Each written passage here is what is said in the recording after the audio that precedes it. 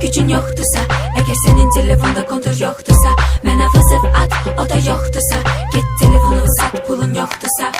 Pul xərcləməyi bacarmaq lazımdır, birinci görüşdə utanmaq lazımdır, olanı əvvəl sınamaq lazımdır, sonra olana isə razılaşmaq. Mümkün deyil varlamaq bir kitlə, bahalı maşın alınır kreditlə.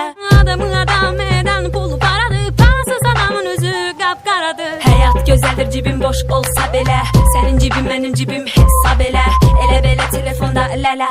Bəlkə sabah görüşək. Yox, tezdir hələ. Cibdə varsa pul, Life is wonderful, cibdə varsa pul, life is wonderful, cibdə varsa pul, life is wonderful, cibdə varsa pul. life is wonderful.